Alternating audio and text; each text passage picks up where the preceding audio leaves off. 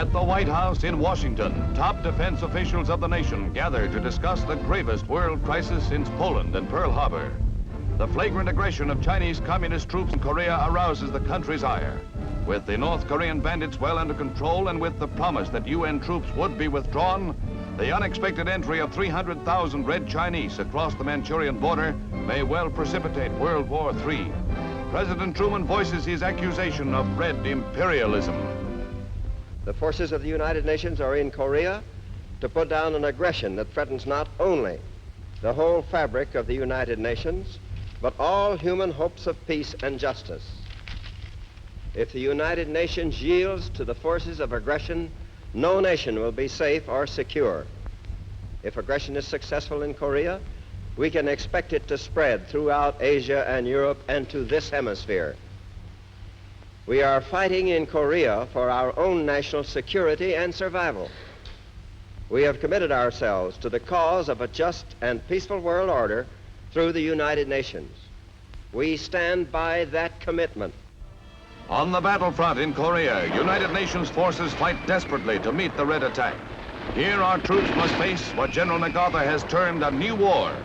Outnumbered more than 2 to 1 by Chinese and North Koreans, the UN forces hope to regroup and to meet the overwhelming attack which has broken their fluid lines of defense across northern Korea.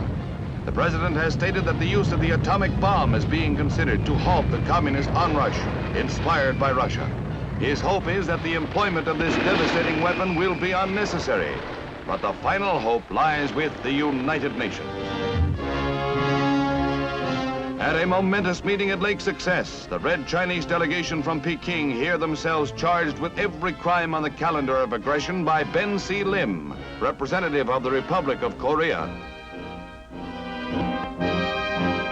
While Mr. Lim talks, the delegation, whose hordes are threatening world peace, refuse to take their seats and face their accuser.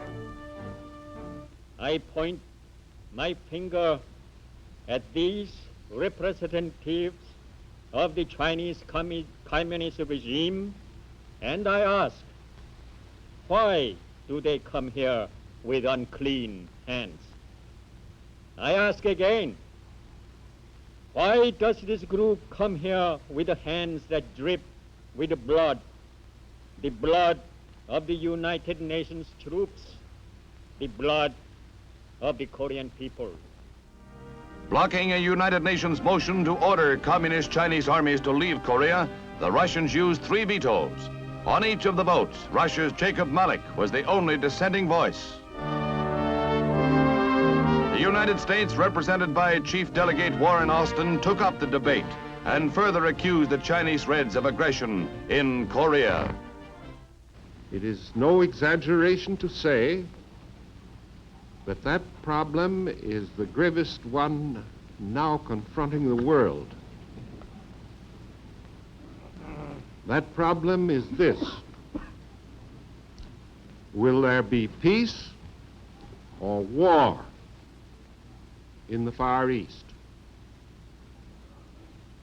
The world awaits anxiously the answer to this question.